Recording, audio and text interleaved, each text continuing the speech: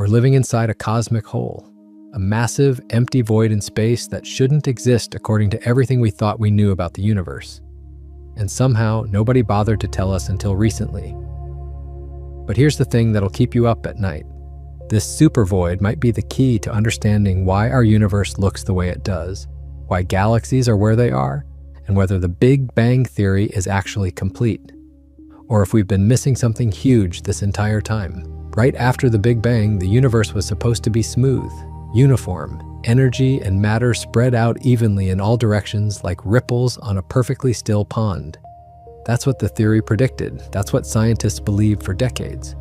But when astronomers started mapping the cosmos in detail, they found something that made absolutely no sense. Giant voids, massive regions of space with almost nothing in them. No galaxies, no stars, no planets. Just empty darkness stretching for hundreds of millions of light years. And we're sitting right on the edge of one of the biggest ones ever discovered. The implications of this discovery shake the very foundations of cosmology. Everything we thought we understood about how the universe formed and evolved suddenly needs to be reconsidered. The story begins in 2007 when a team of astronomers noticed something strange in the cosmic microwave background radiation. This is the faint afterglow of the Big Bang, the oldest light in the universe. It's like a baby picture of the cosmos taken when it was only 380,000 years old. Scientists study this radiation because it reveals the temperature and density of the early universe. And here's what they found: a cold spot, a region of space that was significantly colder than the surrounding areas. Not just a little bit colder. We're talking about a temperature difference that shouldn't exist if the universe formed the way we think it did. This wasn't a minor blip in the data. This was a glaring anomaly that demanded an explanation.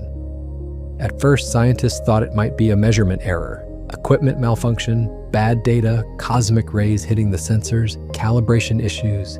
Every possible technical problem was considered, but the cold spot kept showing up in every observation, every telescope, every analysis. Different teams using different instruments all saw the same thing. It was real, and it was massive. The cold spot covers about 1/10 of the entire sky. Imagine looking up at night and knowing that 1/10 of everything you see is colder and emptier than the rest. That's not a small anomaly. That's a fundamental problem with our understanding of cosmology. It's like finding a massive hole in the fabric of reality itself. So scientists started investigating what could cause such a dramatic cold spot. They began mapping the three-dimensional structure of the universe in that direction, using powerful telescopes and advanced computer analysis. What they discovered was shocking. The cold spot corresponds to a supervoid, a region of space containing far fewer galaxies than expected. This void, called the Eridanus supervoid, stretches about 1 billion light-years across. To put that in perspective, our entire Milky Way galaxy is only 100,000 light-years across. This void is 10,000 times wider than our galaxy. It's one of the largest structures ever discovered in the universe, and it sits there, a cosmic wound in the fabric of space, defying everything we thought we knew about cosmology. But here's where it gets even stranger. This supervoid is part of something much larger, a cosmic web of voids and filaments that spans the entire observable universe. Galaxies aren't randomly scattered through space. They're organized into massive walls and sheets surrounding enormous empty voids. It's like the universe has a foam-like structure. Galaxies cluster along the walls of cosmic bubbles, and the bubbles themselves are mostly empty. And we happen to be sitting near one of the biggest bubbles in existence. This structure stretches as far as we can see in every direction. It's the scaffolding upon which the entire universe is built. Now you might be thinking, okay, space is mostly empty anyway. What's the big deal about a slightly emptier region? But that's exactly the problem. According to the standard model of cosmology, the universe should be more uniform than this. Sure, there should be some variation, some regions denser than others, but not this extreme. The Eridanus supervoid is so large and so empty that it challenges our basic assumptions about how structure formed in the universe. It suggests that something happened in the early cosmos that we don't fully understand, something that created these massive voids and the dense walls of galaxies surrounding them, something that left a permanent mark on the fabric of space-time.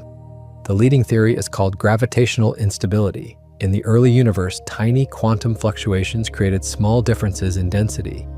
These fluctuations were incredibly small, just 1 part in 100,000, but they were enough. Denser regions had slightly more gravity, which pulled in more matter, making them even denser.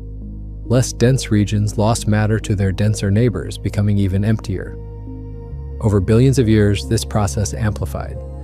Dense regions collapsed into galaxies and galaxy clusters. Empty regions expanded into voids. It's like a cosmic game of the rich get richer and the poor get poorer. Matter flows from voids into galaxy clusters, leaving behind enormous empty spaces. This process is well understood and has been confirmed by countless observations and simulations. But here's the catch. Computer simulations of this process don't produce voids as large as the Eridanus supervoid. The math says it's extremely unlikely for such a massive void to exist. Some scientists calculated that the probability of finding a void this large in the observable universe is less than 1%. That's not impossible, but it's suspicious. It's like flipping a coin 100 times and getting heads 95 times. Sure, it could happen by chance, but you probably start wondering if the coin is fair. And that's exactly what cosmologists are wondering right now. Is the universe fair, or is there something going on that we don't understand? This raises an uncomfortable question. What if our understanding of the early universe is incomplete? What if something happened during or right after the Big Bang that created these massive voids?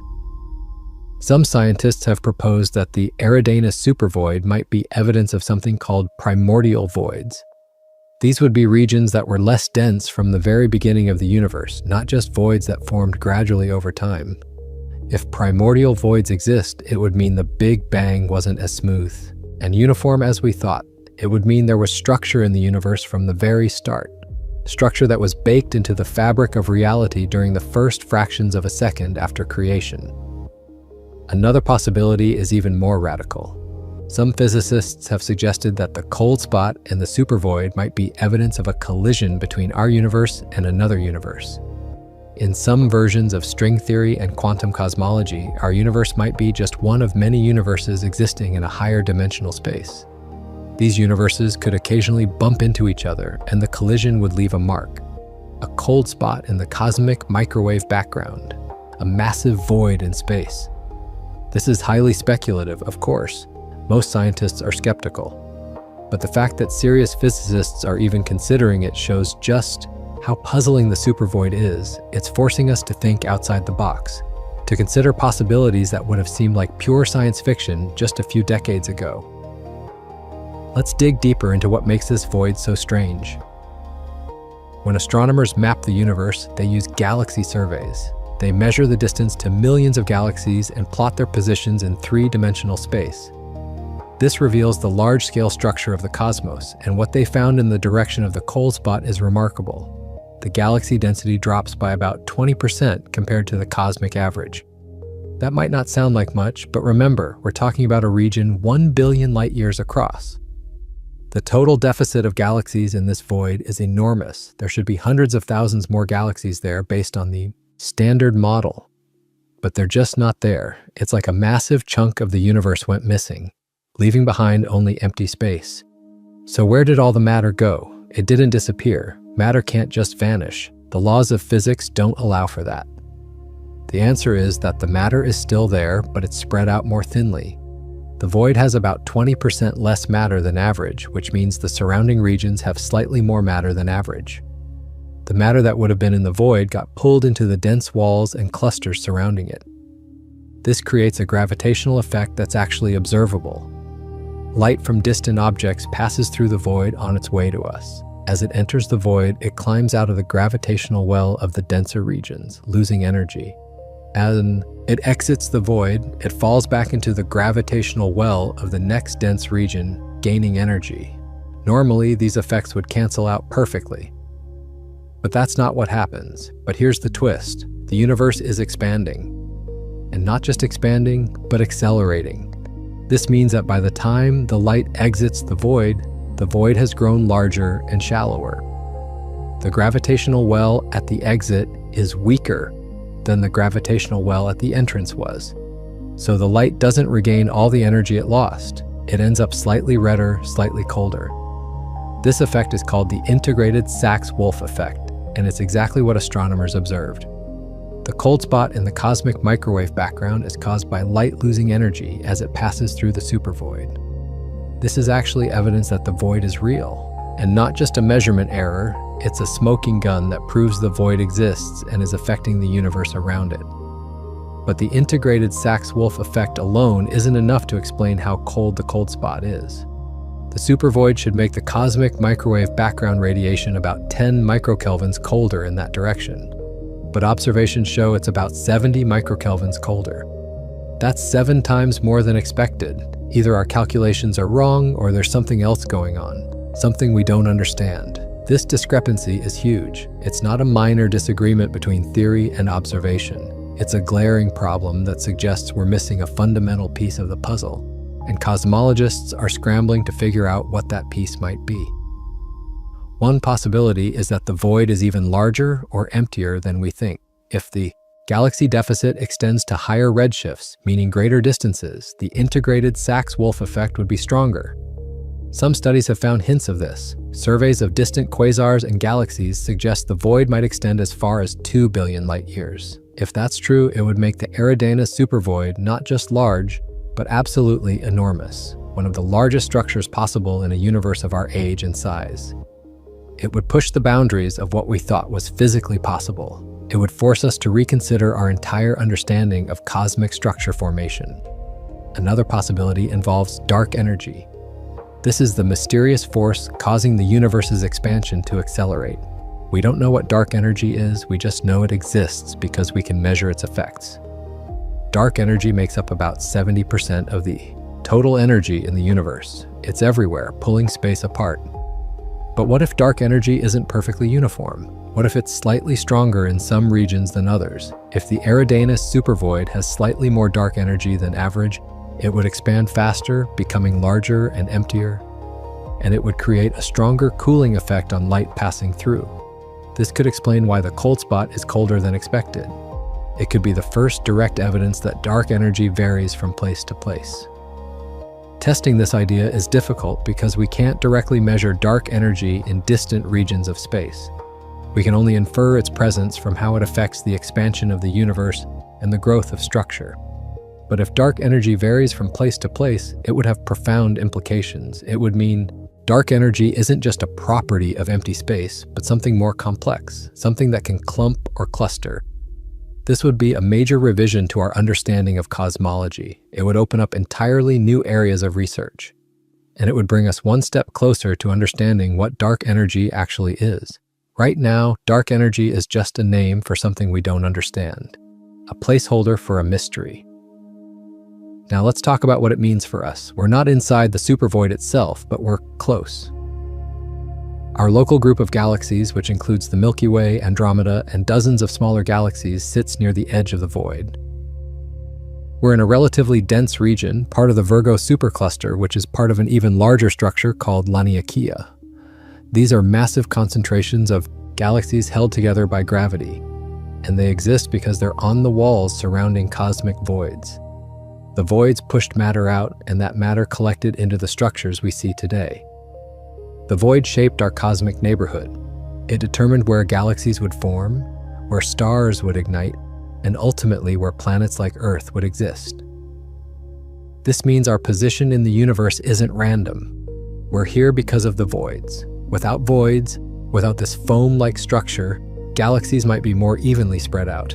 There might not be dense enough regions for stars and planets to form efficiently. The existence of voids might actually be necessary for the universe to look the way it does, for us to exist where we exist. That's a profound thought. We're shaped by the emptiness around us just as much as by the matter we're made of. The void is as much a part of our cosmic heritage as the stars themselves. Without the void, there might be no us, but there's a darker side to this story. The existence of such large voids creates problems for something called the cosmological principle. This is the idea that the universe looks basically the same in all directions and from all locations. It's a foundational assumption in cosmology. If the cosmological principle is true, then our theories work. We can use observations from our position to make conclusions about the entire universe. But if the universe has structure on scales of 1 billion light-years or more, then the cosmological principle breaks down. Different regions of the universe would have genuinely different properties, and our observations might not represent the universe as a whole. We might be living in a special place, and that would complicate everything. Some cosmologists argue that we need to abandon or revise the cosmological principle. They point to the Eridanus supervoid and other large-scale structures as evidence that the universe is lumpier than we assumed. On scales smaller than a few 100 million light-years, the universe is definitely lumpy. Galaxies cluster together. But the cosmological principle was supposed to apply on larger scales. On scales of billions of light-years, the universe should smooth out, should look uniform. Except it doesn't, not completely. The supervoid is proof of that. And if the cosmological principle is wrong, then many of our cosmological measurements might be biased. We might not be observing a typical region of the universe.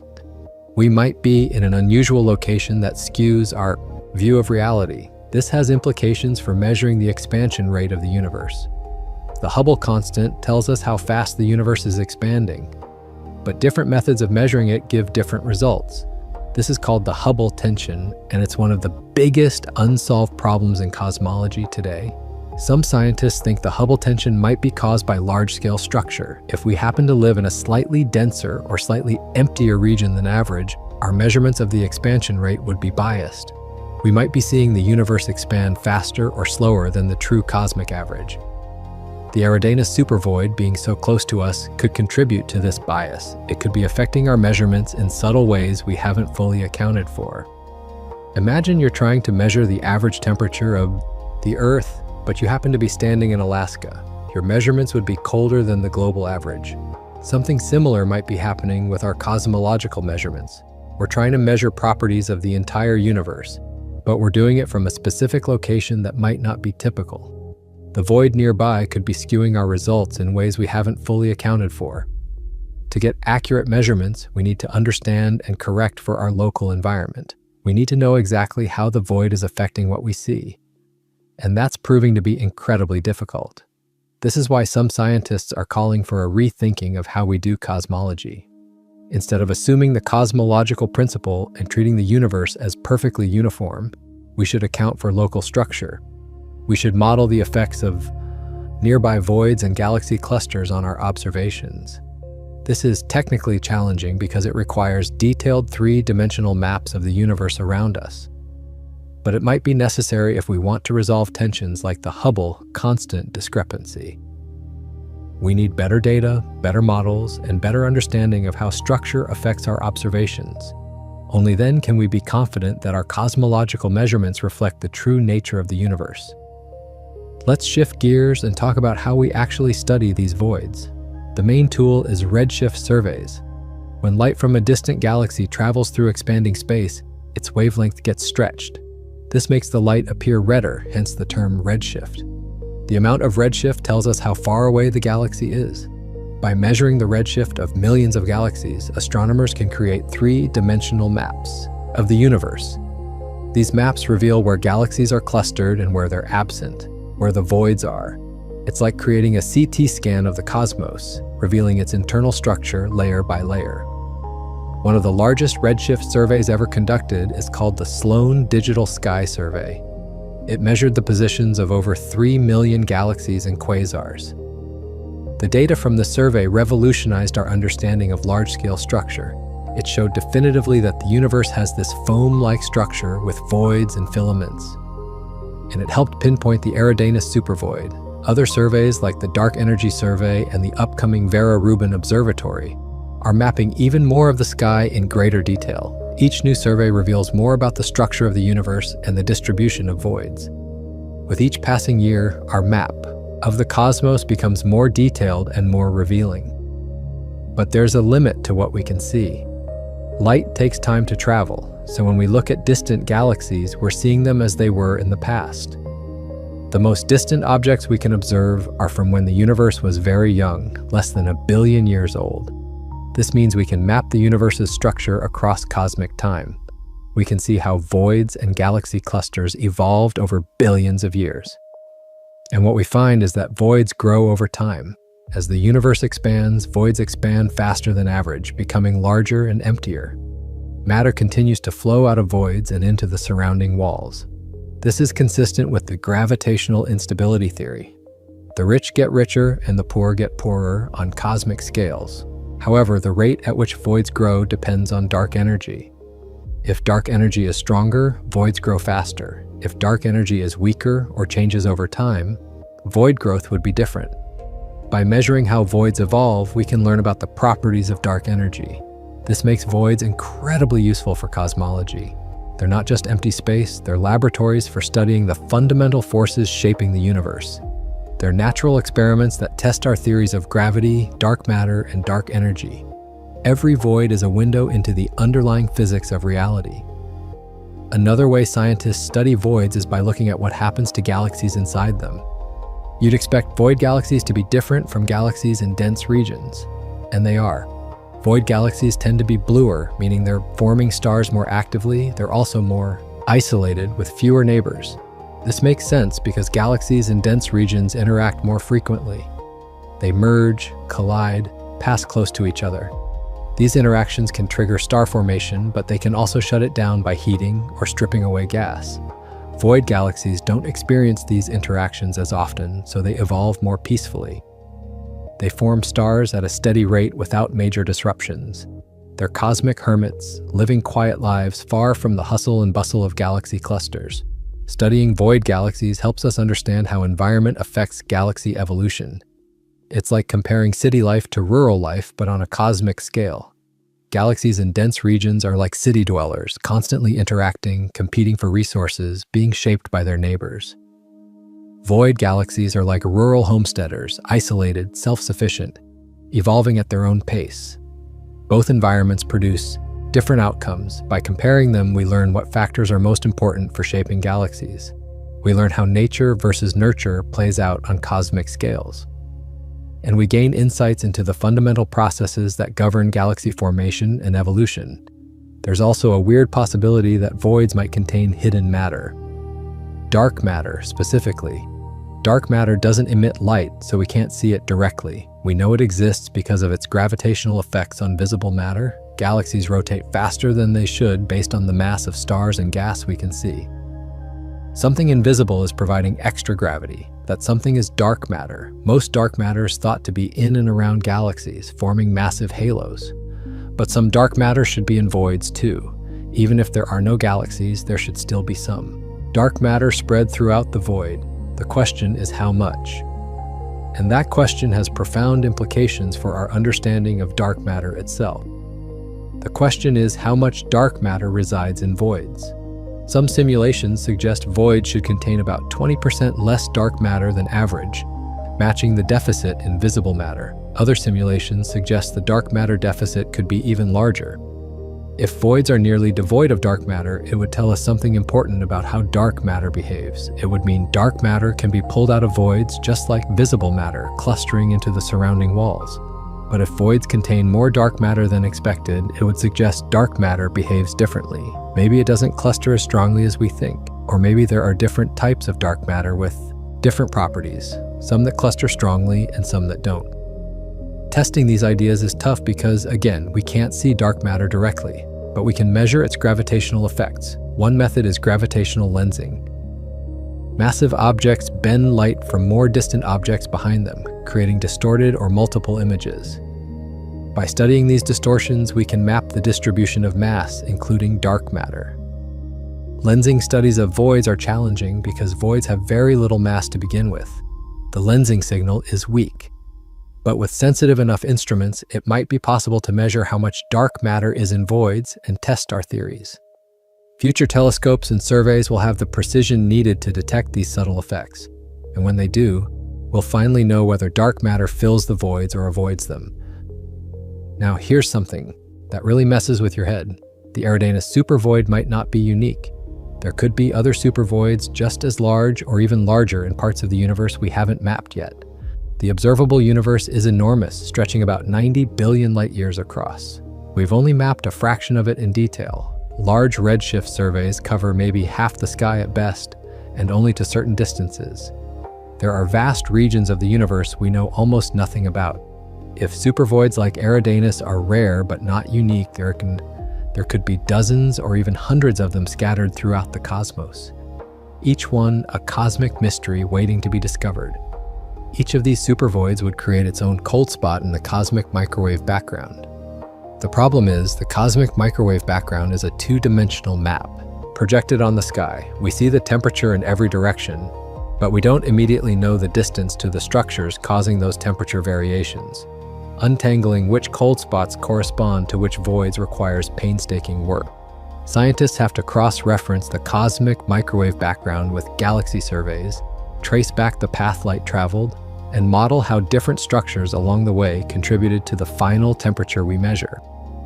It's like being a cosmic detective, piecing together clues from multiple sources to reconstruct a three-dimensional picture of the universe. Every clue matters, every measurement counts, and some of those clues don't fit together neatly. There are other anomalies in the cosmic microwave background besides the Eridanus cold spot. There's an unexpected alignment of temperature fluctuations on large scales, sometimes called the axis of evil. There's a hemispherical asymmetry, where one half of the sky has slightly different average temperatures than the other half. These anomalies are small, but they're statistically significant. They suggest the universe might not be as isotropic or direction independent as the cosmological principle assumes. They hint at something strange going on, something that breaks the symmetry we thought the universe had. Some scientists think these anomalies are just statistical flukes. If you have enough data, you'll find patterns that look significant purely by chance. It's like seeing a face in a cloud or hearing a message in static. Our brains are wired to find patterns, even when there's nothing there. But other scientists argue these anomalies are real and point to new physics. Maybe the Big Bang wasn't perfectly symmetrical. Maybe there's a preferred direction in space. Maybe the universe is rotating or has some other large-scale structure we haven't recognized yet. These ideas are controversial, but they're worth exploring because the standard model doesn't predict these anomalies. And in science, when your predictions don't match observations, you need to either fix your theory or find a new one. Let's talk about what happens over deep time. Voids don't just sit there unchanging, they evolve. As the universe expands and dark energy drives the acceleration, voids grow larger. Matter continues to flow out of them, making them emptier.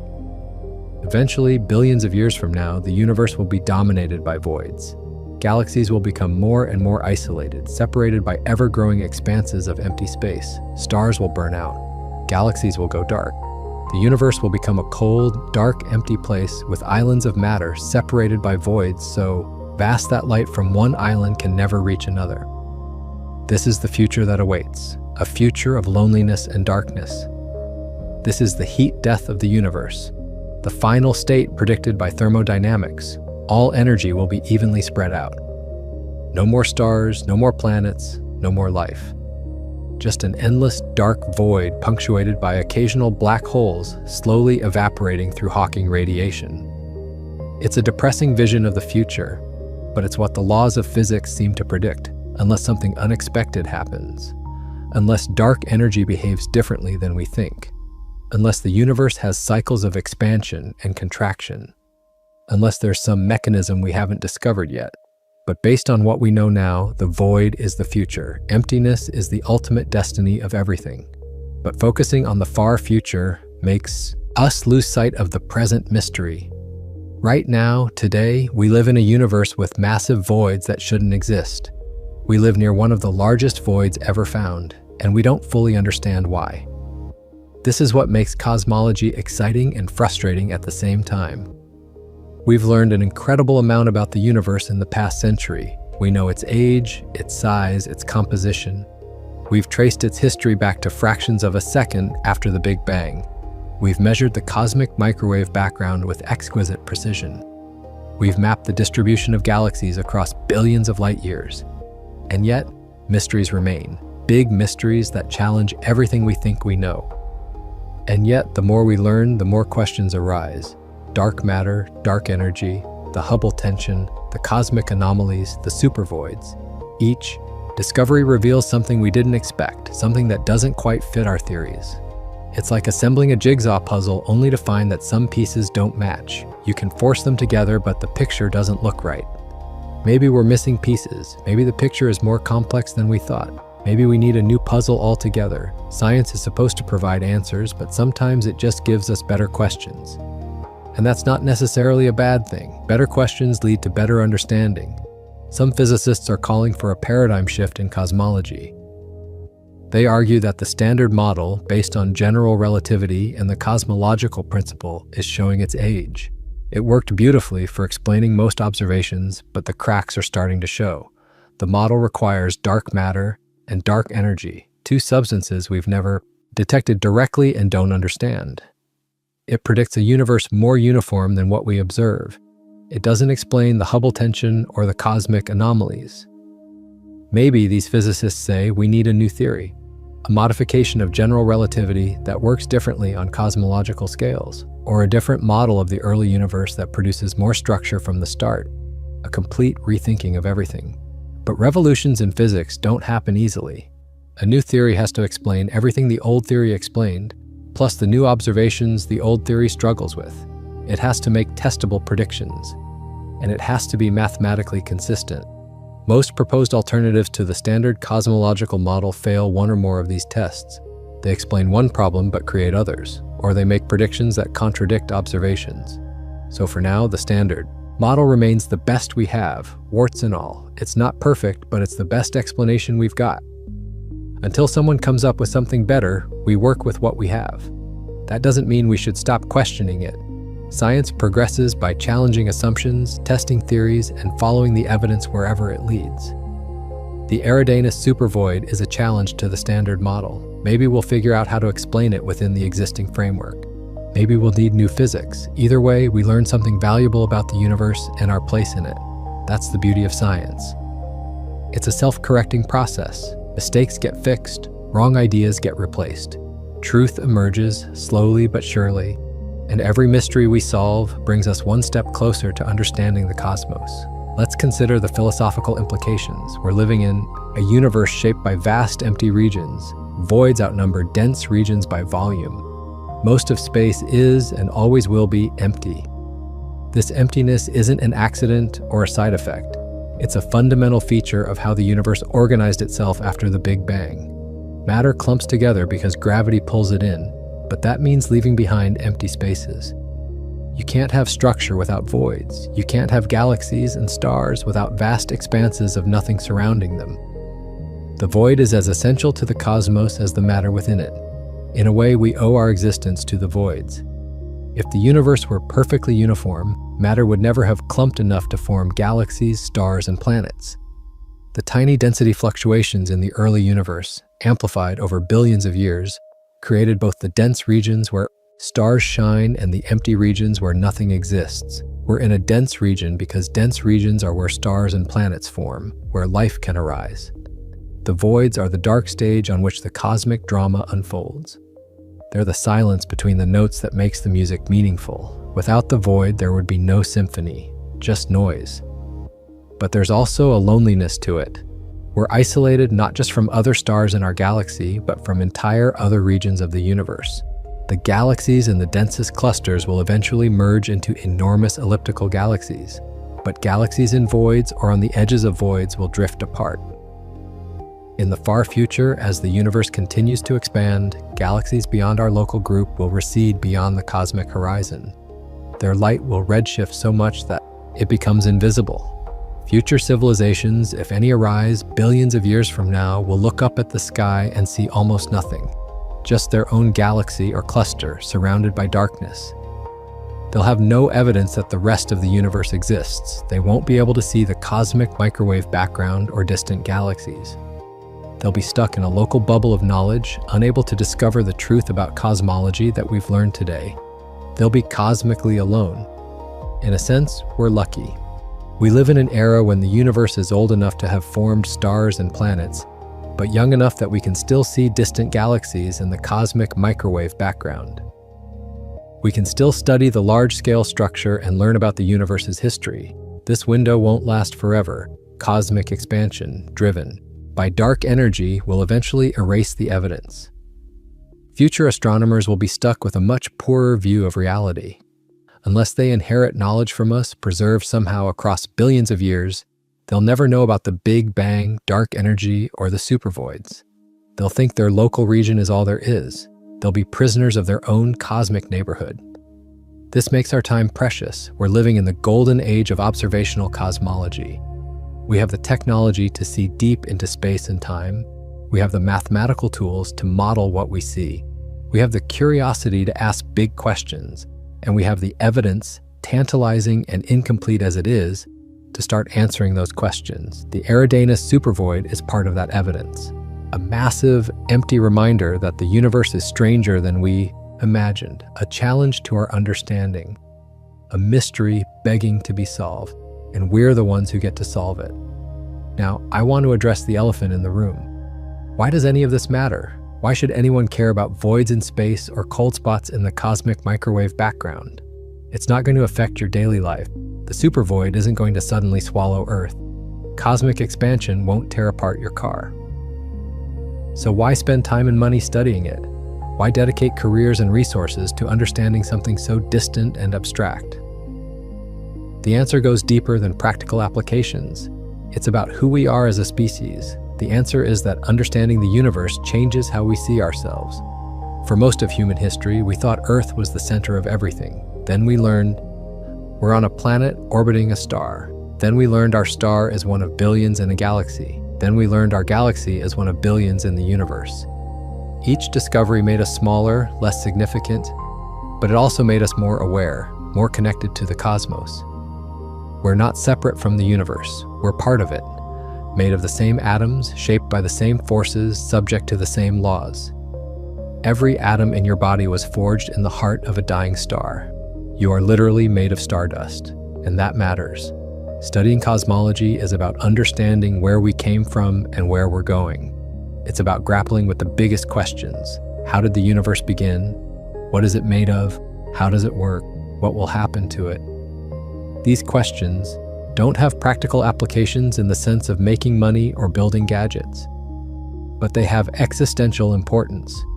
They help us understand reality at the deepest level, and sometimes, unexpectedly, they do lead to practical innovations. General relativity, developed to explain gravity and cosmology, is now essential for GPS satellites. Quantum mechanics, born from trying to understand atoms, powers modern electronics.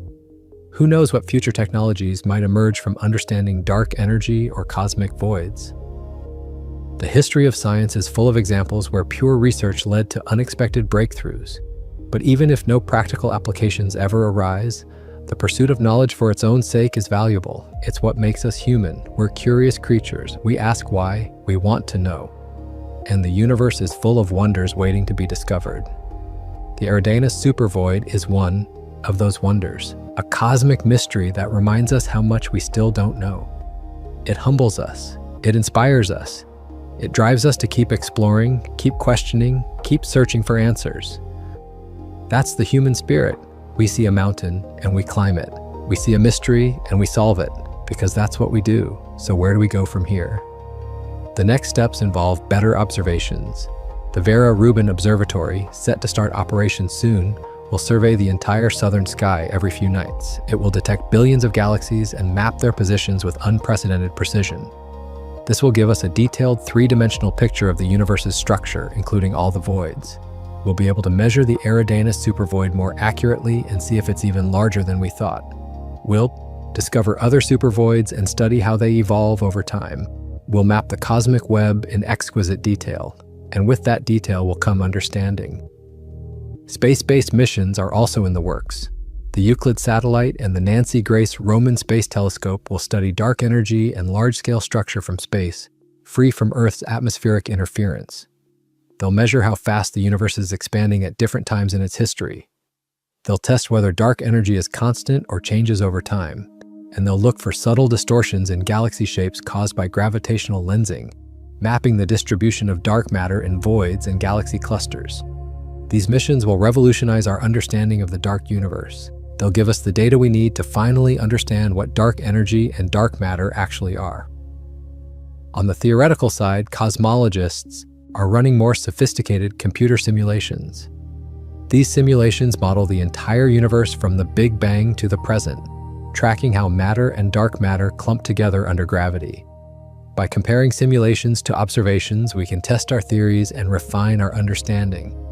If simulations can produce supervoids like Eridanus without invoking new physics, it means the standard model is probably correct. If they can't, it means we're missing something important. Modern supercomputers can simulate billions of particles interacting over billions of years. They can recreate the entire evolution of cosmic structure, and by tweaking the parameters, we can test different theories and see which one best matches reality. There are also ideas for detecting dark energy more directly. One proposal involves using voids as cosmic laboratories. If dark energy varies from place to place, its effects should be strongest in voids where matter density is lowest. By measuring how galaxies move in and around voids, we might detect variations in dark energy. This is a long shot, but it's worth trying. Any clue about dark energy's nature would be a major breakthrough. We've been studying dark energy for decades, and we still don't know what it is. It's one of the greatest mysteries in all of physics. Solving it would be a Nobel Prize level achievement. Another area of research involves the cosmic microwave background.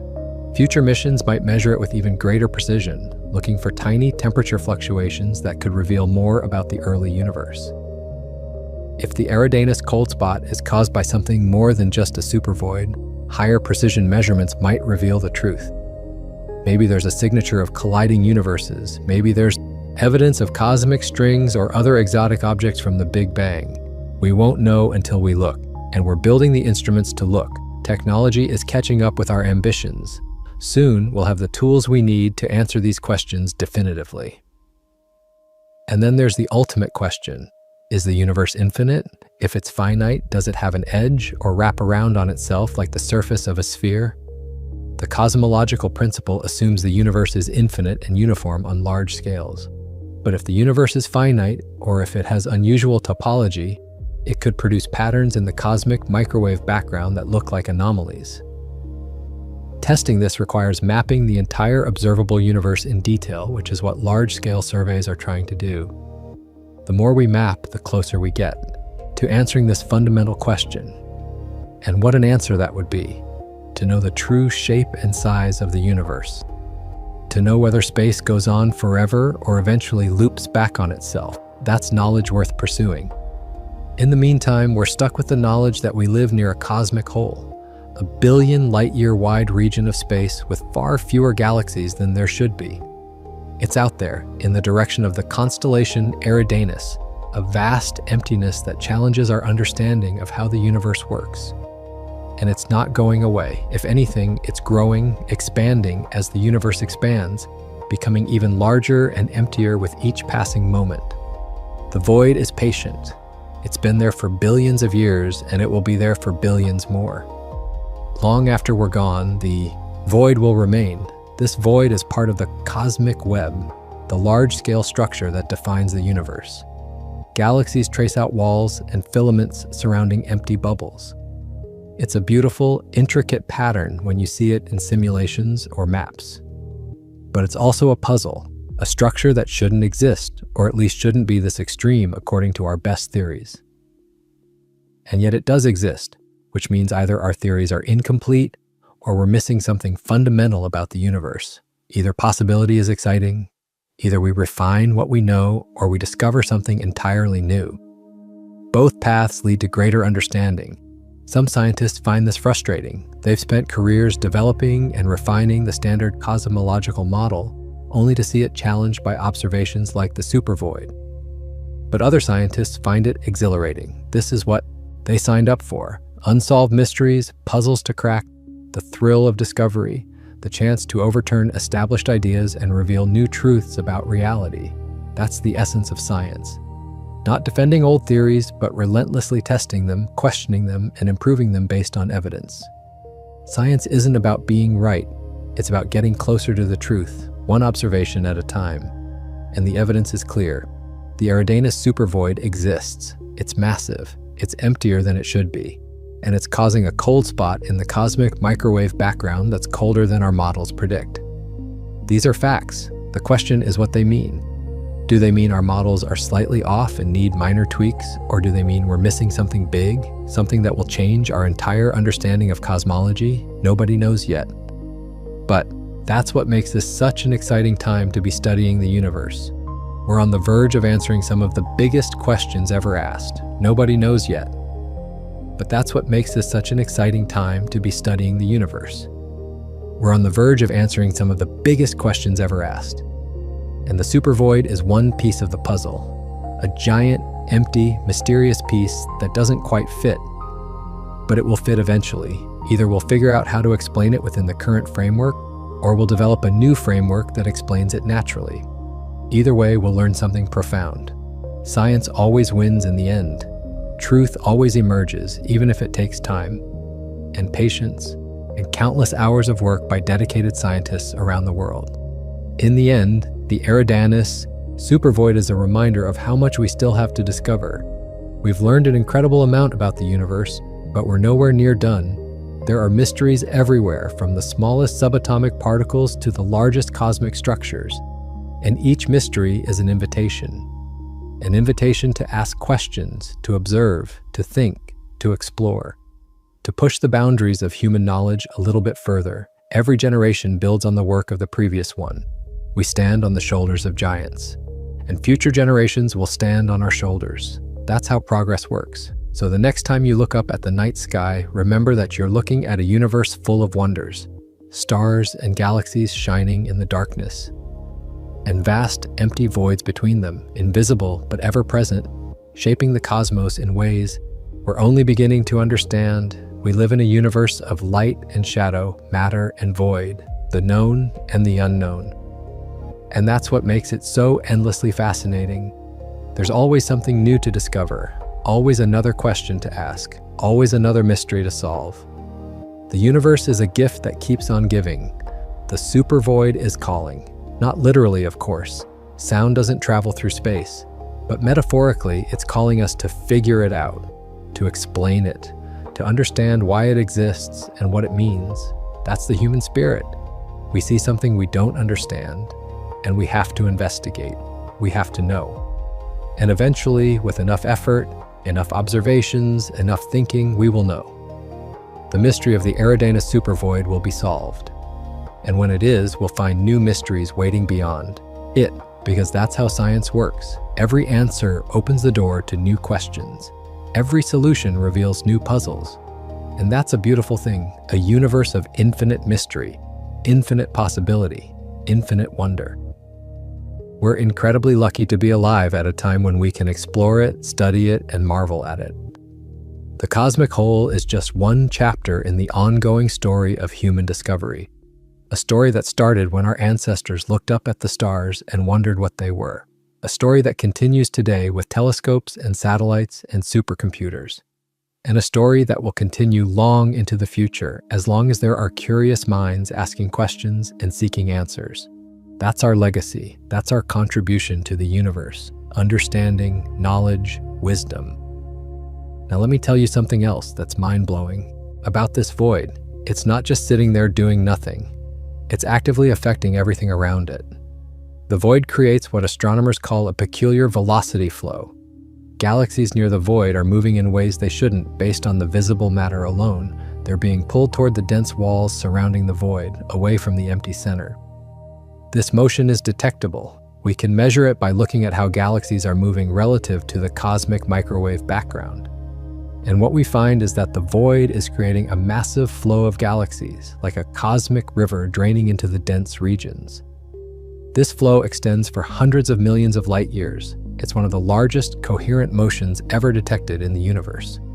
This peculiar velocity flow has implications for how we understand gravity on cosmic scales. According to general relativity, matter tells space how to curve, and curved space tells matter how to move. The void, by being less dense, creates a shallower gravitational well. Galaxies on the edges of the void feel a gravitational gradient, pulling them toward denser regions. Over time, this pulls galaxies out of the void, making it even emptier. It's a runaway process. The void grows, the gravitational gradient increases, and more matter flows out. This is why voids grow faster than the universe expands. They're self-amplifying structures. But here's where it gets interesting.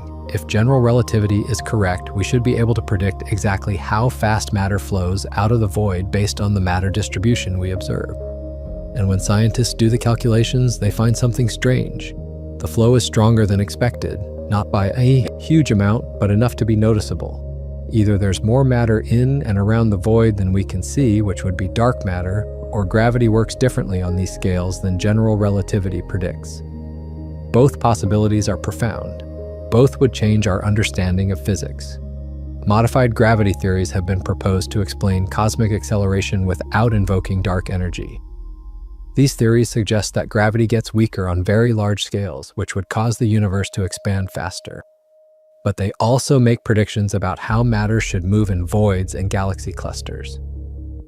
The Eridanus supervoid is a test case for these theories. By measuring the flow of galaxies around the void and comparing it to predictions, we can test whether general relativity is the correct theory of gravity on cosmic scales. So far, general relativity has passed every test we've thrown at it, but the supervoid might be the test that finally reveals cracks in Einstein's theory. There's another fascinating aspect to consider. The void affects more than just galaxies. It affects light itself. We already talked about the integrated Sachs-Wolf effect, where light loses energy passing through the void. But there's another effect called gravitational lensing. Light from distant galaxies passes through the void on its way to us. The void has less mass than average, which means it bends light less than average. This creates a subtle anti-lensing effect. Galaxies behind the void appear slightly larger and less distorted than they would if the void weren't there. This effect is incredibly difficult to detect because it's so subtle, but with enough data and sophisticated analysis, it's possible, and it provides independent confirmation that the void is real and is affecting light. Scientists have also looked for effects on the polarization of light passing through the void. The cosmic microwave background is not only temperature variations, but also polarization patterns. These patterns are created by the same processes that created the temperature fluctuations. As light passes through the void, its polarization can be rotated slightly. This rotation depends on the mass distribution and the gravitational field in the void. By measuring polarization changes, we can learn about the structure of the void in ways that temperature measurements alone can't reveal. It's like having multiple senses instead of just one. Each new measurement adds to our understanding. The void also affects something called the kinetic Sunyaev-Zeldovich effect. This is a phenomenon where the cosmic microwave background photons scatter off moving gas. In galaxy clusters, the motion of the gas imparts a Doppler shift to the photons, creating a small temperature change. Clusters near the void are moving due to the peculiar velocity flow we talked about. This motion affects the kinetic Sunyaev-Zeldovich signal. By measuring the signal, we can map the motion of gas and dark matter around the void. It's yet another tool in our arsenal for studying the void and understanding its effects on the universe. All these different measurements paint a consistent picture. The void is real, it's massive, it's empty, and it's affecting everything around it in measurable ways. But the picture still has missing pieces. We still don't fully understand why the void is as large as it is. We still don't know if it's a statistical fluke or evidence of new physics. We still don't know how many other voids like this exist in the universe. These are the questions driving current research, and they're the questions that will be answered in the coming years as new telescopes come online and new surveys map more of the sky.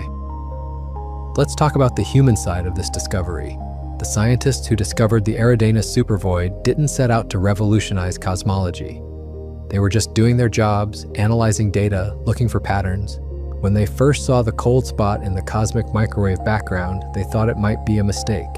Equipment error, software bug. It took years of careful work to confirm that it was real. More years to figure out that it corresponded to a supervoid. And even more years to understand the implications. This is how science works in the real world. Not sudden eureka moments, but slow, painstaking accumulation of evidence and understanding.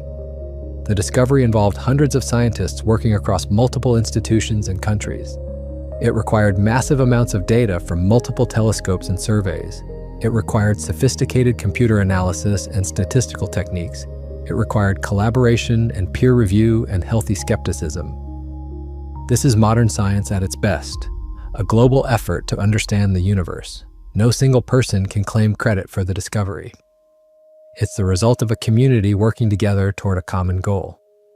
That's how big discoveries happen these days, through teamwork and persistence. And there have been disagreements along the way. Some scientists think the void is evidence of new physics. Others think it's just a statistical fluctuation that will average out with more data. Some think it challenges the cosmological principle. Others think the cosmological principle is safe. These disagreements are healthy. They drive the science forward. They force everyone to sharpen their arguments, gather more evidence, and think more carefully. Through this process of debate and testing, the truth emerges. It might take decades, but eventually we'll have a clear answer. That's the beauty of the scientific method. It works even when individual scientists disagree. What makes this even more remarkable is that the void wasn't actively searched for. It was discovered by accident while mapping the cosmic microwave background. Scientists were looking for temperature fluctuations that would tell them about the early universe. They expected small variations. What they found was the cold spot. And following that discovery led them to the void. It's a reminder that sometimes the best discoveries are the ones you weren't looking for. You set out to answer one question and stumble upon an even bigger question. That's the beauty of exploratory science. You don't always know what you're going to find, but you keep looking anyway, because the universe is full of surprises, and the biggest breakthroughs often come from following unexpected leads. The cold spot was unexpected. The void was even more so, and the implications are still unfolding. We're still processing what it means, still figuring out how it fits into our understanding. That process takes time. But it's time well spent, because at the end of it, we'll know something profound about reality.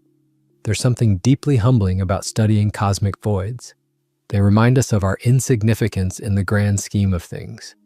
We live on a tiny planet orbiting an average star in an average galaxy near a billion light-year wide empty space. In cosmic terms, we're nothing, a speck of dust in an incomprehensibly vast universe. And yet, here we are, trying to understand it all. Using our brains, evolved over millions of years to help us survive on the African savanna, to comprehend the structure of the entire universe. That's remarkable. That's what makes us human, our ability to transcend our limitations and grasp at cosmic truths. The void also makes you think about time in different ways. Light from the void has been traveling for billions of years to reach us. We're seeing the void as it was in the distant past. By the time that light left the void, Earth didn't even exist yet. Our solar system was still a cloud of gas and dust waiting to collapse. Dinosaurs were hundreds of millions of years in the future. Humans were billions of years away. And yet the photons that left the void back then are hitting our telescopes now, telling us about a structure that was ancient even then. That's the beauty and strangeness of astronomy. We're always looking into the past. The universe is a time machine, and the void will still be there long after we're gone, long after the sun burns out and Earth becomes a cold, dead rock, long after the Milky Way and Andromeda collide and merge, long after the last star in the universe flickers and dies. The void will still be there, growing larger and emptier with each passing eon. It's immortal in a way we can never be. It's permanent in a way nothing else is. Stars die, galaxies die, black holes eventually evaporate. But the void just grows. It's the ultimate winner in the cosmic game. Emptiness outlasts everything. This might sound depressing, but I don't think it is. There's a strange beauty in the void. It's pure, uncomplicated. While the rest of the universe is filled with complex structures and violent processes, the void is calm, peaceful, empty. It's a place where nothing happens and nothing ever will. In a universe of constant change and chaos, the void is a sanctuary of stillness. There's something almost zen about that, something that resonates with the human desire for peace and simplicity. The void is what remains when everything else is stripped away. It's the canvas on which the universe paints itself. Now, let's talk about something that really pushes the boundaries of our understanding. What if the void isn't really empty? What if there's something there that we just can't detect? This might sound like science fiction, but it's a real possibility that scientists are considering. Remember, we can only detect matter that interacts with light or gravity. But what if there's some form of matter that does neither, or does so extremely weakly? We'd never know it was there. The void could be filled with this stuff, and we'd be completely blind to it. This hypothetical substance is sometimes called dark radiation or sterile neutrinos. These are particles that barely interact with normal matter at all. They could pass through the entire Earth without hitting a single atom. If they exist, and if they're in the void, they wouldn't show up in any of our current observations. The void would look empty, even though it's not. This is speculative, of course. There's no direct evidence for these particles. But the fact that serious physicists are considering the possibility shows how open-minded we have to be. The universe has surprised us before. It will surprise us again. Another wild idea is that the void could be filled with primordial black holes. These are black holes that formed in the very early universe, not from collapsing stars, but from density fluctuations in the first fraction of a second after the Big Bang. If these primordial black holes exist, and if they're the right size, they could make up some or all of the dark matter. And they could be scattered throughout the voids. We wouldn't see them directly because black holes don't emit light, but they would have gravitational effects, they would lens background galaxies, they would affect the motion of nearby matter. Searches are underway to detect these effects and see if primordial black holes are real. There's also the possibility that the void contains cosmic strings. These are one-dimensional defects in space-time, like cracks in ice as it freezes. According to some theories of the early universe, cosmic strings could have formed during phase transitions in the first moments after the Big Bang. These strings would be incredibly thin, thinner than an atom, but incredibly massive. A cosmic string stretching across the void could have a mass equivalent to thousands of galaxies. It would warp space-time around it, creating observable effects. So far, no cosmic strings have been detected. But if they exist, voids would be good places to look because there's less clutter to interfere with the search. These ideas might seem far-fetched, and they are. Most of them will probably turn out to be wrong. But that's okay. Science progresses by entertaining wild ideas, testing them, and discarding the ones that don't work. The history of physics is full of ideas that seemed crazy at the time but turned out to be true. Atoms, quantum mechanics, black holes, dark matter, all of these were considered speculative when first proposed. Now they're established science. The void might teach us about something equally revolutionary, or it might just be empty space. Either way, we learn something. Let's bring this back to Earth for a moment. What does the existence of the supervoid mean for us personally, for our daily lives? Honestly, not much. The void is so far away and so large that it has no direct effect on us. Earth isn't going to fall into it. The solar system isn't in any danger. Life will continue as it always has. But indirectly, the void matters because it shapes our understanding of the universe. And understanding the universe shapes how we see ourselves and our place in it. That's the real value of cosmology. Not practical applications, but perspective. When you understand that you're living on a small planet in a vast, mostly empty universe, it changes how you think about things. Your problems seem smaller, your conflicts seem less important. The divisions between people, nations, religions, they all fade into insignificance when you zoom out to cosmic scales. We're all made of the same atoms. We're all on the same tiny rock floating through space. We're all in this together. The void reminds us of that. It puts things in perspective, and maybe, just maybe, that perspective can help us be better to each other. That's the real gift of astronomy. Not answers, but perspective. There's also an educational aspect to all this. The discovery of the supervoid is a teaching moment. It shows how science works, how observations lead to questions, how questions lead to theories, how theories make predictions, how those predictions are tested. The whole scientific process is on display. Students learning about the void aren't just learning facts about the universe. They're learning how to think scientifically, how to question assumptions, how to follow evidence, how to change your mind when new data comes in. These are valuable skills that go way beyond astronomy. They're life skills, critical thinking skills, the kind of skills we need more of in the world. The void is also inspiring a new generation of scientists. Kids who learn about this cosmic mystery might decide to become astronomers or physicists themselves. They might be the ones who finally solve the mystery. They might be the ones who discover what the void really is and what it means. Every great scientist was once a kid looking up at the stars and wondering, The void is giving a whole new generation something to wonder about, and that's priceless. Inspiration is how we move forward as a species, each generation inspired by the discoveries of the previous one, pushing the boundaries a little further.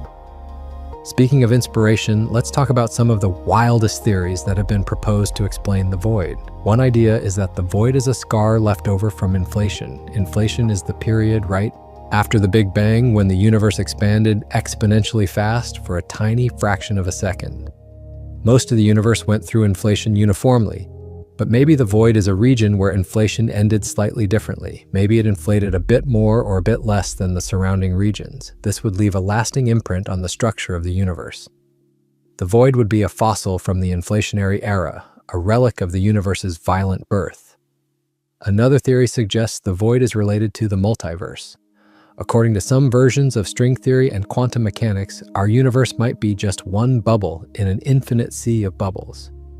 Each bubble is a separate universe with its own laws of physics. Sometimes these bubbles collide, and when they do, they leave marks. The void could be the result of our universe colliding with another universe billions of years ago. The collision would have released enormous amounts of energy, clearing out a region of space. The cold spot would be the leftover signature of this cosmic crash. This is incredibly speculative, and most scientists are skeptical. But it's an example of how far we're willing to go to explain the observations. There's also a theory that involves quantum fluctuations on cosmic scales. In quantum mechanics, particles can pop in and out of existence due to the uncertainty principle. Usually, this happens on tiny scales, subatomic particles existing for fractions of a second. But some physicists have proposed that similar fluctuations could happen on cosmic scales under the right conditions. Maybe in the early universe, a quantum fluctuation created a region with slightly less energy density. Over time, this region grew into the void we see today. It's quantum mechanics applied to cosmology. It's weird, it's speculative, but it's not impossible. And that's what makes it worth exploring. Yet another idea involves dark energy being lumpy rather than smooth. We usually think of dark energy as perfectly uniform, filling all of space evenly. But what if it clumps like matter does? What if some regions have more dark energy than others? A region with excess dark energy would expand faster, pushing matter out and creating a void. The Eridanus supervoid could be such a region. This would explain why the void is larger and emptier than simulations predict. It would also give us our first evidence that dark energy has structure, that it's not just a cosmological constant, but something more dynamic. Testing this idea requires precise measurements of how the void is expanding and how its growth compares to predictions. That's work for future surveys and missions. All these theories have one thing in common. They're trying to explain an observation that doesn't fit our current understanding. The void is too big, too empty, and too cold. Something about it doesn't make sense. And when scientists encounter something that doesn't make sense, we get creative. We think outside the box. We consider possibilities that might seem crazy, because sometimes reality is crazier than we imagined. The universe doesn't care about what seems reasonable to us. It does what it does according to the laws of physics. And our job is to figure out what those laws are, even if they lead us to strange and unexpected places. Here's another angle to consider. The void might be telling us something about the initial conditions of the universe. Right after the Big Bang, the universe was almost perfectly smooth. Almost. There were tiny fluctuations, quantum variations in density that seeded the formation of all structure. These fluctuations are imprinted in the cosmic microwave background. We can measure them with incredible precision. And what we find is that they follow a specific statistical pattern called a Gaussian distribution. It's like a bell curve. Most fluctuations are average-sized, with a few larger and a few smaller. This is what quantum mechanics predicts. This is what inflation predicts, and it's what we observe, mostly. But the supervoid might be an exception. It might be a fluctuation that's larger than the Gaussian distribution allows. A statistical outlier? If so, it would suggest that the initial conditions of the universe weren't purely Gaussian. There might have been some non-Gaussian features, some deviations from the standard model of inflation. This would be huge. It would tell us something about the physics of the very early universe, during the first fraction of a second after the Big Bang. It would constrain theories of inflation and give us clues about what actually happened during that mysterious epoch. The void could be a window into physics at energy scales we can never recreate in a laboratory. Scientists have looked for non-Gaussian features in the cosmic microwave background. Some studies have found hints of such features, but they're controversial. The signals are weak and could be explained by other factors. But the supervoid adds weight to the idea. If the void really is too large to be explained by standard Gaussian fluctuations, it supports the case for non-Gaussianity. And if non-Gaussianity is real, it rules out some models of inflation and supports others. It's a way of testing theories about the first fraction of a second of cosmic history by looking at structure that formed billions of years later. That's the power of cosmology, connecting the smallest scales and earliest times to the largest scales and latest times. Let's also consider the possibility that we're just wrong about something fundamental. Maybe our understanding of how structure forms is flawed. Maybe gravity doesn't work exactly the way we think on these scales. Maybe dark matter has properties we haven't accounted for. Maybe dark energy is more complicated than a simple cosmological constant. Any of these could explain why the void is larger than expected. And figuring out which one is correct or if it's something else entirely is the challenge facing cosmologists today. This is frontier science. We're probing the limits of our knowledge and trying to extend them further. One thing that's often overlooked in discussions about cosmic voids is their relationship to time. The universe has been around for about 13.8 billion years. Structure has been growing for most of that time. But voids grow too. They start small and expand. The Eridanus supervoid didn't appear fully formed right after the Big Bang. It grew over billions of years as matter flowed out of it. By studying voids at different distances, which means different times in cosmic history, we can watch them grow. We can see how void size and emptiness evolve over time. This gives us a movie of cosmic structure formation, not just a snapshot. And movies are way more informative than snapshots. What we find when we watch this movie is fascinating. Young voids seen at high redshift when the universe was younger are smaller and less empty. Old voids seen nearby when the universe is older are larger and emptier.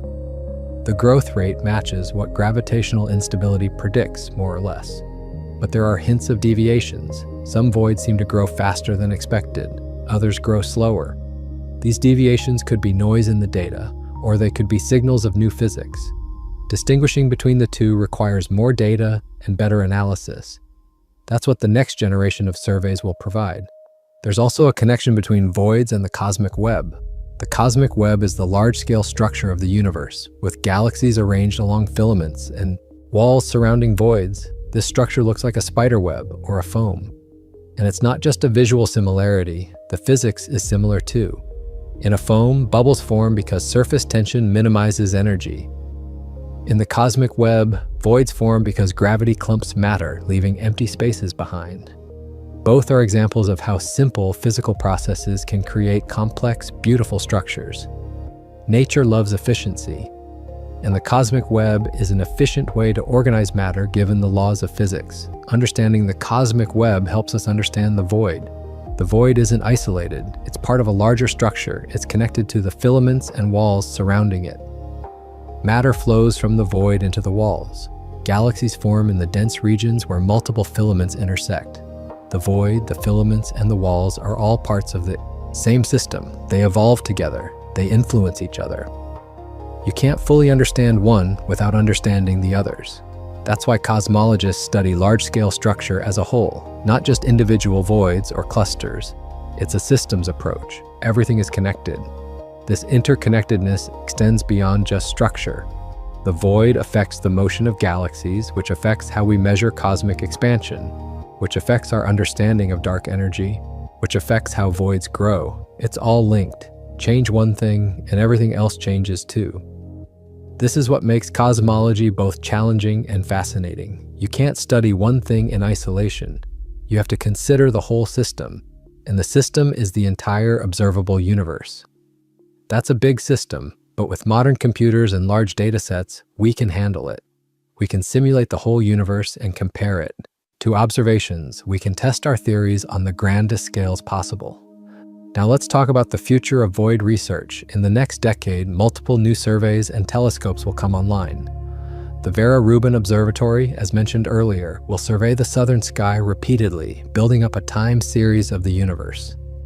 The Nancy Grace Roman Space Telescope will image billions of galaxies with unprecedented clarity. The Square Kilometer Array Radio Telescope will map the distribution of neutral hydrogen gas across cosmic time. The Euclid satellite will measure galaxy positions and shapes to probe dark energy. Together, these instruments will revolutionize our understanding of cosmic structure. They'll measure the size, shape, and emptiness of thousands of voids across a wide range of distances and times. They'll track how voids grow and evolve. They'll measure the flow of galaxies around voids with high precision. They'll detect the weak gravitational lensing signal from voids. They'll measure the Sachs-Wolf effect for multiple voids, not just Eridanus. All this data will allow us to test theories with unprecedented rigor. We'll finally know whether voids are just statistical fluctuations or evidence of new physics. We'll know whether the cosmological principle holds or breaks down on large scales. We'll know how dark energy behaves in low-density regions. These are the questions that will be answered in the next 10 to 20 years. But answering these questions will likely raise new ones. That's how science works. Each answer leads to deeper questions. We might find that voids are even more mysterious than we thought. Or we might find that they're perfectly explained by existing theories. Either outcome is valuable. Either we discover something new or we confirm what we already believe. Both advance our understanding, and both bring us closer to a complete picture of how the universe works. The journey is as important as the destination, maybe more so, because the journey is where we actually do the science. The destination is just where we write it all down. There's also the potential for citizen science to play a role. Modern astronomy generates massive amounts of data, more data than professional scientists can analyze alone. Projects like Galaxy Zoo have shown that ordinary people can contribute to real scientific research by classifying galaxies in images. Similar projects could be developed for void research. Volunteers could help identify void regions in galaxy surveys. They could help measure the properties of void galaxies. They could help search for rare objects in voids. Time afan anar ilod. This democratizes science. It makes everyone a participant, not just a spectator. And it taps into a vast pool of human intelligence and enthusiasm. Imagine thousands of people around the world from all walks of life contributing to the study of cosmic voids. Students, retirees, hobbyists, professionals, all working together on a common project, all contributing to our understanding of the universe. That's a beautiful vision, and it's achievable with modern technology. The internet connects us all. The data is out there. The tools exist. All we need is organization and motivation. And there's no shortage of people who are fascinated by the cosmos and want to contribute. We just need to give them the opportunity. The study of voids also has philosophical implications. What does it mean for something to be empty? Truly empty? In quantum mechanics, even the vacuum isn't empty. It's seething with virtual particles popping in and out of existence. The zero-point energy of the vacuum is what we call dark energy. So even in the emptiest regions of the void, there's activity at the quantum level. There's energy. There's potential. Nothing is truly nothing. Emptiness is just another form of something. This is deep. It challenges our intuitive understanding of reality, and it shows how science can inform philosophy and vice versa. The void also raises questions about existence and meaning. We live in a universe that's mostly empty. Most of space contains nothing. No stars, no planets, no life. Just vacuum. Does that mean most of the universe is meaningless? Or does the emptiness have its own meaning? Maybe the void is necessary for the structure we see. Maybe without the void, there could be no galaxies, no stars, no us. Maybe emptiness is just as important as fullness. Maybe we need the silence to appreciate the music. These are questions that science alone can't answer. They require poetry, philosophy, and personal reflection. But science provides the foundation. It tells us what the universe is like, and then we get to decide what it means. Here's something that might blow your mind. The void is expanding, not just because the universe is expanding, but faster than the universe expands. Voids grow because matter flows out of them. This makes them expand faster than the cosmic expansion rate. So if you were somehow able to sit in the middle of the Eridanus supervoid and watch it over billions of years, you'd see the few galaxies that are there receding from you, faster than Hubble's law predicts. You'd be in a region where the local expansion rate is higher than the cosmic average. You'd be in an accelerating void. That's weird. That's counterintuitive. But that's reality. This faster than average expansion has implications. It means voids are becoming an increasingly large fraction of the universe by volume. In the far future, voids will dominate. The universe will be mostly empty space with small islands of matter. This is the ultimate fate of the cosmos, assuming dark energy continues to drive acceleration. Everything spreads out. Everything becomes isolated. The void wins. It's a lonely fate, but it's what the physics predicts. Unless something changes, unless dark energy evolves in unexpected ways, unless there's some process we haven't discovered yet that counteracts the spreading, we don't know. We can only extrapolate based on what we observe now. But let's return to the present. Right now, in our current era of cosmic history, the void is a feature of the universe we have to reckon with. It exists, it's observable, and it challenges our theories. That's good, that's how science advances. When observations don't match predictions, we have to either revise the predictions or discover that we misunderstood the observations. Both have happened countless times in the history of science. The geocentric model of the solar system gave way to the heliocentric model when observations couldn't be explained any other way. Newtonian gravity gave way to general relativity when Mercury's orbit didn't behave as predicted. The steady-state universe gave way to the Big Bang when the cosmic microwave background was discovered. Each time, observations drove the change, and each time our understanding deepened. The supervoid is doing the same thing now. It's forcing us to question our assumptions, to test our theories more rigorously, to gather more data, to think harder about what we think we know. This process is uncomfortable. Scientists don't like being wrong, nobody does, but it's necessary. It's how we make progress. And the scientists studying the void know this. They welcome the challenge. They're excited by the mystery, because solving mysteries is what they do. It's what they love. And the void is one of the biggest mysteries in cosmology right now. It's a worthy opponent, a puzzle that will require all our ingenuity to solve. There's also something to be said about the aesthetics of the void. When you see computer simulations of the cosmic web with its intricate structure of filaments and voids, it's beautiful. There's an elegance to it, a symmetry. Even though the structure is random in detail, the overall pattern is orderly. This is emergence. Simple rules, gravity, and the expansion of the universe, creating complex structures. This happens throughout nature. Snowflakes, crystals, coastlines, weather patterns. All of them are examples of simple rules creating complex beauty. The cosmic web is the same, just on the grandest scale imaginable. And the voids are an essential part of that beauty. Without the voids, the web wouldn't be a web, it would be something else. The voids are the negative space that makes the positive space meaningful. Artists and designers understand the importance of negative space. It's not just what you put in that matters, but what you leave out. The spaces between things define the things themselves. A painting isn't just the brush strokes, but also the canvas showing through. A sculpture isn't just the material, but also the empty space it creates around itself. Music isn't just the notes, but also the silences between them. The universe follows the same principle. The void is the silence that makes the cosmic symphony possible. It's the canvas on which galaxies are painted. It's the empty space that defines the structure. Without it, everything would be noise. With it, we get art. Now I want to address something important.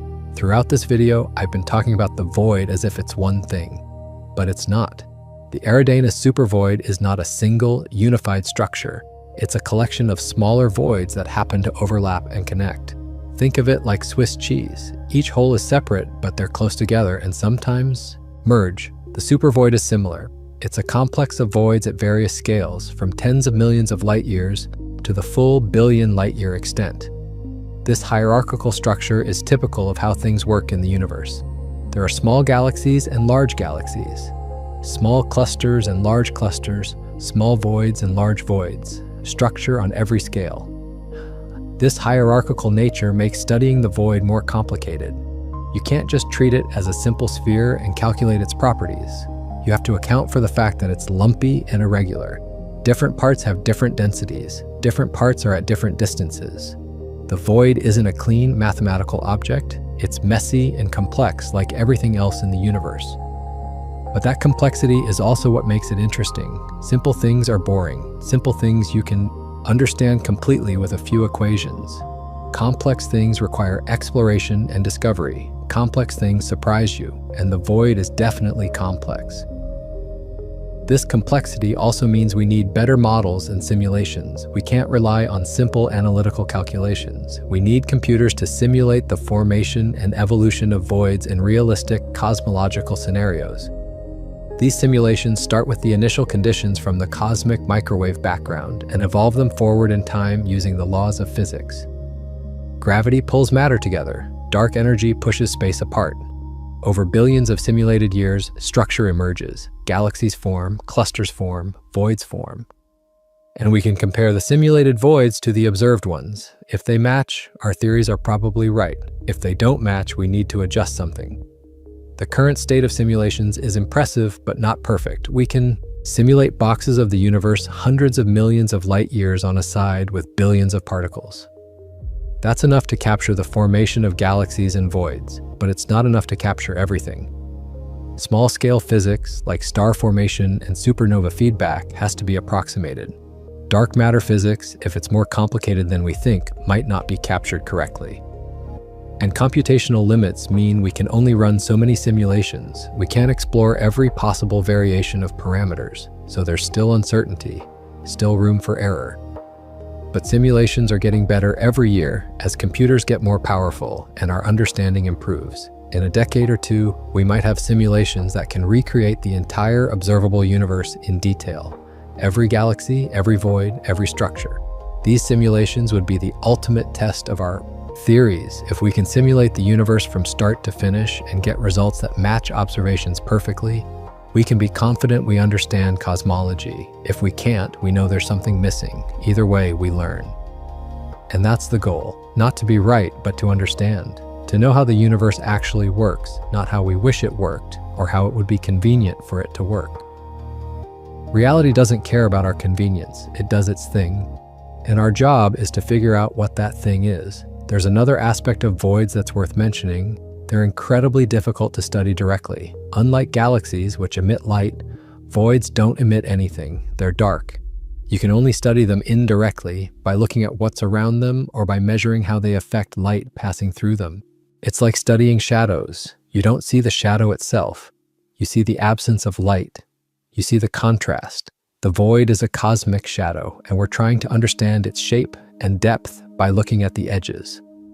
This makes void research challenging but also rewarding. When you finally figure out what's going on despite the difficulties, the satisfaction is immense. Think about it from an observational standpoint. If you're an astronomer trying to study the Eridanus supervoid, what do you actually do? You can't point a telescope at it and take a picture. There's nothing to see. Instead, you map the positions of galaxies around it. You measure their distances using redshift.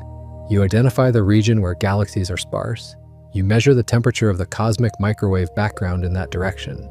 You look for gravitational lensing effects. You measure the motion of nearby galaxy clusters. You compile all this data and build a model. You use statistics to determine if the deficit of galaxies is real or just noise. This is painstaking work. It takes years, sometimes decades, but it's necessary. This is how we learn about structures we can't see directly.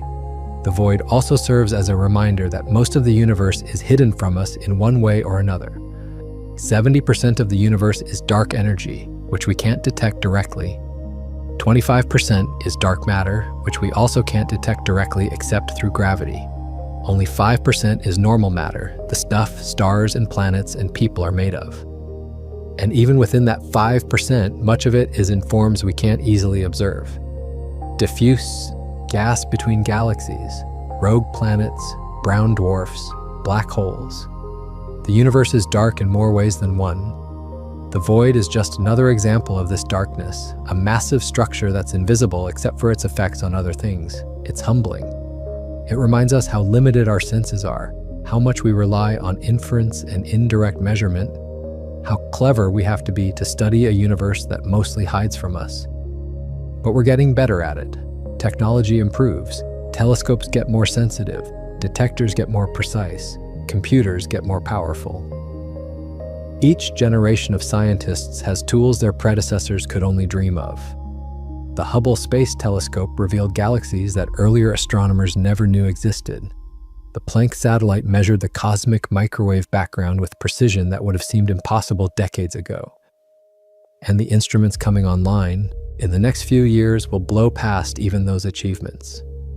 We're entering a golden age of cosmology, an era where we can finally test our theories against reality with enough precision to know if they're right or wrong. The void is part of that story. It's one of the key observations we're using to test the standard model of cosmology. Let's also acknowledge the role of luck in discovering the void. The cold spot could have been anywhere in the sky. It happened to be in a region that was included in early cosmic microwave background surveys. If it had been just outside the surveyed area, we might not have discovered it yet. Luck matters in science, being in the right place at the right time, having the right instrument pointed in the right direction, making a measurement. Just as something interesting happens, many great discoveries have an element of luck to them. But luck favors the prepared mind, as the saying goes. The scientists who discovered the void were prepared. They knew what to look for. They had the tools to follow up. They did the hard work to confirm the discovery and understand its implications. So yes, luck played a role, but so did skill, persistence, and dedication. And now we know about the void. It's part of our map of the universe. Future generations will learn about it in school. The Eridanus supervoid, one of the largest structures in the observable universe. A 1 billion light-year wide region of space with far fewer galaxies than average. A cold spot in the cosmic microwave background. A challenge to cosmology. A mystery waiting to be fully understood. That's its legacy, and in solving the mystery, we'll add to that legacy.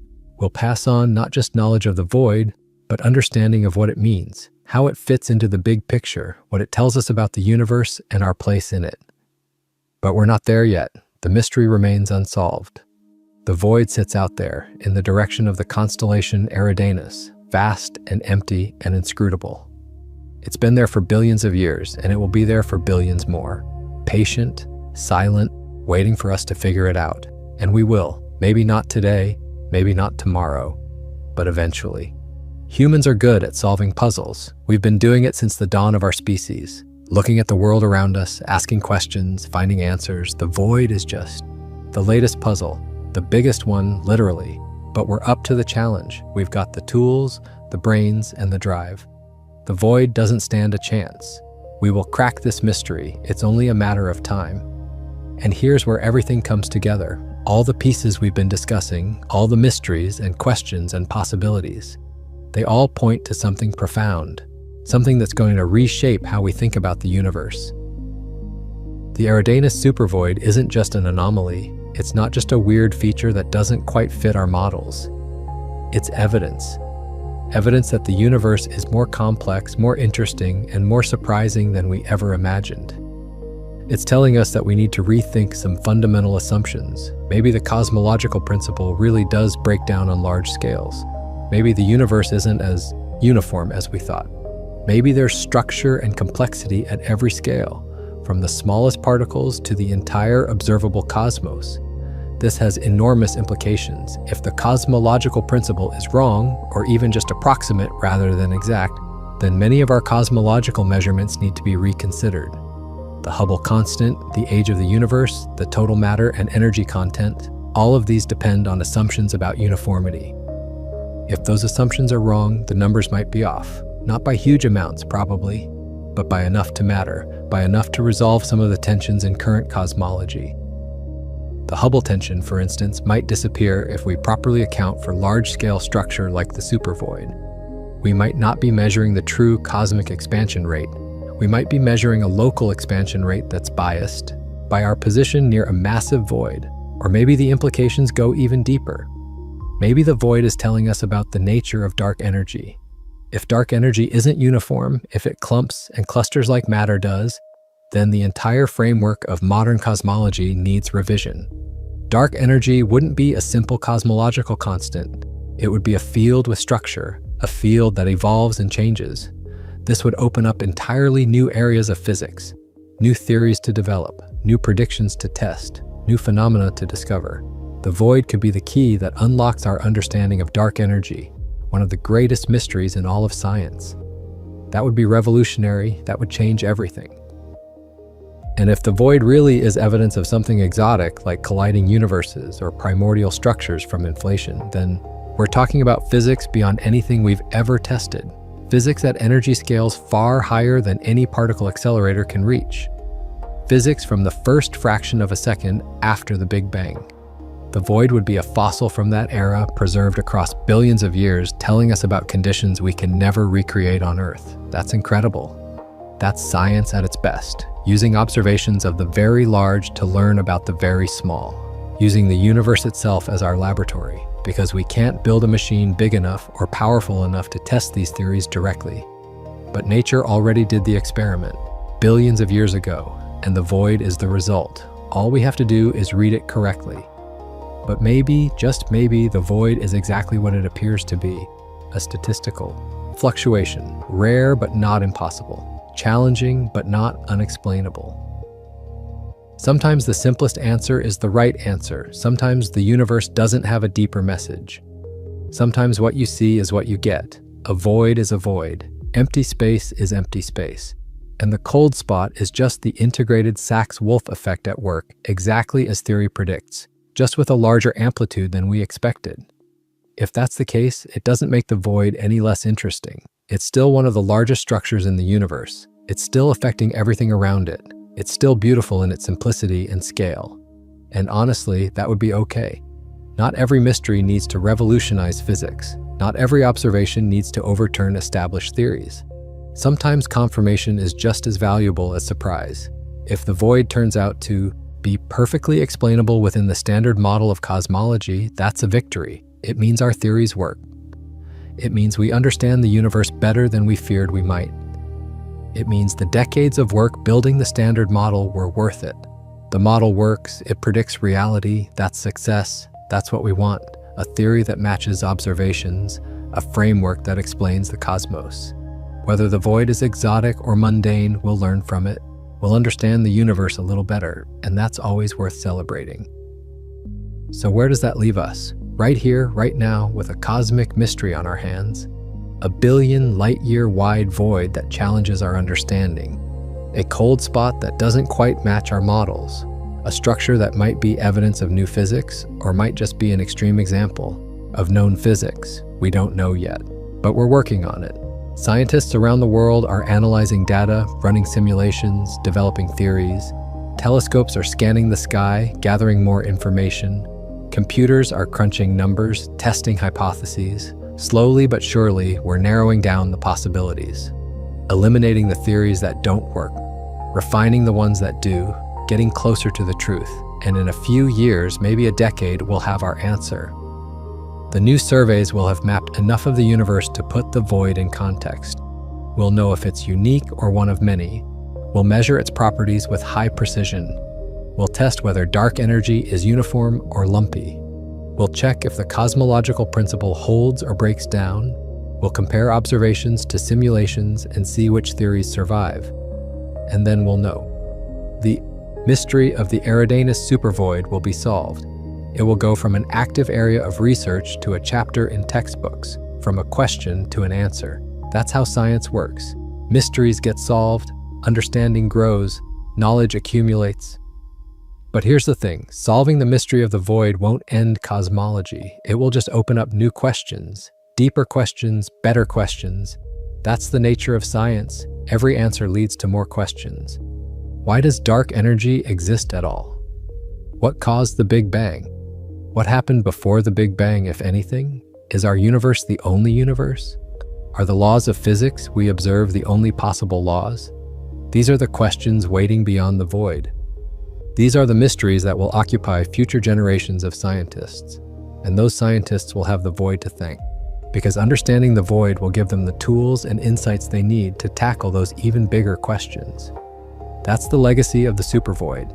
Not just what it teaches us directly, but what it enables us to learn next. It's a stepping stone, a rung on the ladder of understanding. We climb it and we see further. We see new horizons, new mysteries, new wonders. And we keep climbing, because that's what humans do. We explore, we discover, we understand. It's in our nature, it's what makes us special. We're the universe trying to understand itself. A tiny part of the cosmos that gained consciousness and started asking questions. Why are we here? Where did we come from? What is all this? The void is part of the answer, a piece of the puzzle, a clue to the bigger picture. And that bigger picture is stunning. We live in a universe that's almost 14 billion years old, a universe that's 90 billion light years across. A universe filled with hundreds of billions of galaxies, each containing hundreds of billions of stars.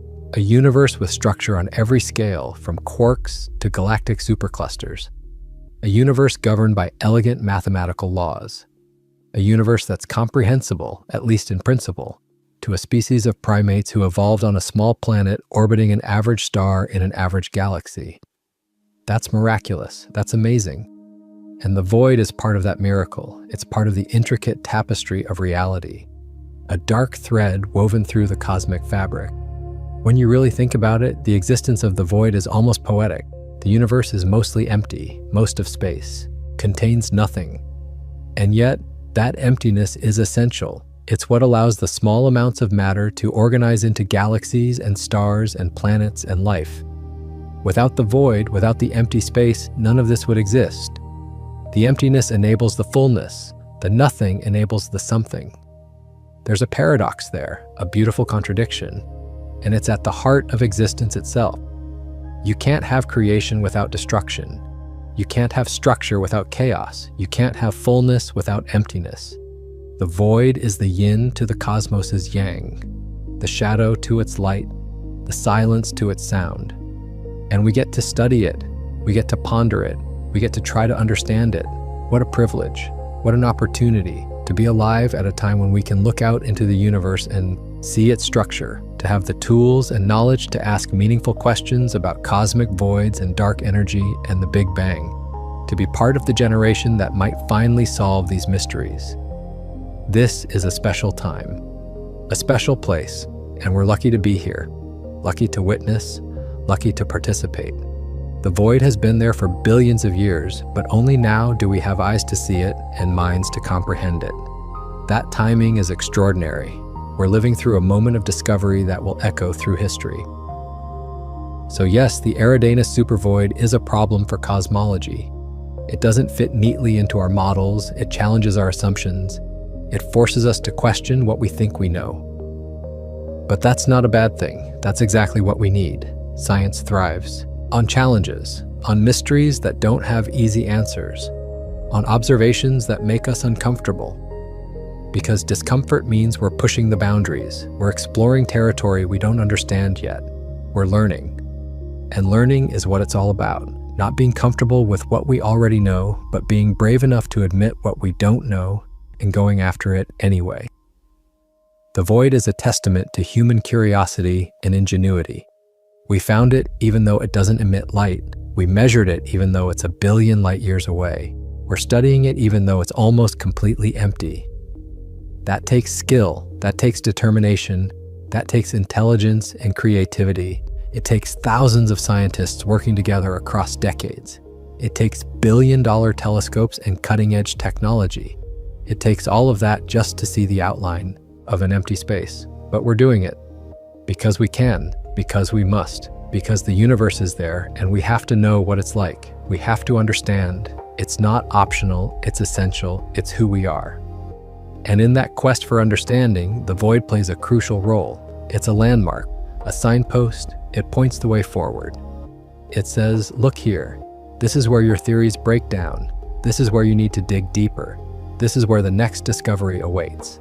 And we're listening, we're following that pointer, we're digging. And we're going to find something, maybe something big, maybe something revolutionary, or maybe just confirmation that we were on the right track all along. But either way, we find truth, we find reality, we find what actually is, not what we hoped or assumed or wished, and that's worth everything. The cosmic whole is real. It's massive, it's empty, it's mysterious, and it's ours to figure out. Our generation's mystery, our challenge, our opportunity. And we're going to meet that challenge. With telescopes and computers and brilliant minds, with collaboration and peer review and rigorous testing, with patience and persistence and passion, we're going to solve this.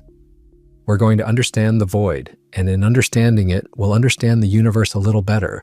We'll understand ourselves a little better, because we're part of this too, made of atoms forged in stars, living on a planet shaped by cosmic forces, looking out at a universe that's vast and strange and wonderful. The void is out there, and we're in here, both part of the same reality, both part of the same cosmic story, and that story is far from over. The void is just one chapter, one piece of a much larger puzzle. There are other mysteries waiting to be solved, other discoveries waiting to be made, other wonders waiting to be revealed. The universe is generous with its secrets. It gives them up slowly, grudgingly, but it gives them up to those who ask, to those who look, to those who persist. And we're asking, we're looking, we're persisting, because that's what we do. That's what makes us human. Curiosity, determination, the refusal to accept ignorance when knowledge is possible, the drive to understand, no matter how difficult or distant or abstract the subject might be. That wraps up our journey through the cosmic whole. The Eridanus supervoid, a billion light-year testament to the universe's complexity and our own determination to understand it. We're living inside a cosmic structure that challenges everything we thought we knew, and that's exactly where we should be. On the edge of knowledge, looking out into the unknown, ready to discover what's next. The void is calling, the mystery awaits, and the future of cosmology has never been brighter. If you enjoyed diving deep into this cosmic mystery, make sure to hit that like button. Subscribe if you want more content exploring the universe's greatest mysteries. And drop a comment below. What do you think about the supervoid? Does it excite you, terrify you, make you wonder what else is out there waiting to be discovered? Let's keep the conversation going, because the cosmos is vast and we're just getting started.